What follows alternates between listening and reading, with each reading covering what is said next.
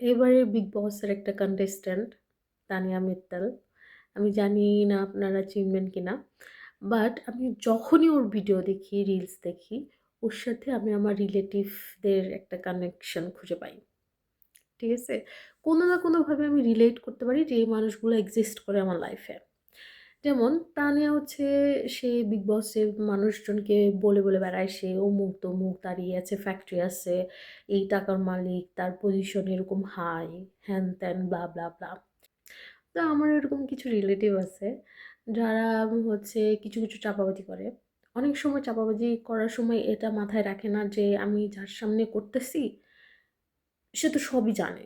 মানে আমার ছোটবেলার হিস্ট্রি থেকে শুরু করে আমি কি করে আসছি বা আমার কি আছে সবই জানে। তারপরেও তাদের একটু দ্বিধাদ্বন্দ্বতা কাজ করে না, বা তারা একবারও চিন্তা করে না যে এই মানুষগুলোর সামনে আমি এই কথাগুলো বলতেছি। হ্যাঁ? এখন মুখের উপরে দ্যার ধুর থামো বলতে পারি না। সবাই সবার রিলেটিভের খবর রাখে। তো মানুষজনের এটলিস্ট চাপা মারার আগে রিলেটিভ বাদ দিয়ে চাপা মারা দরকার।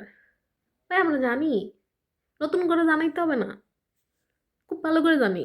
আর মুখ খুলতে গেলেই সমস্যা। এই ভিডিও দেখার পরে লাথি খাওয়া লাগবে।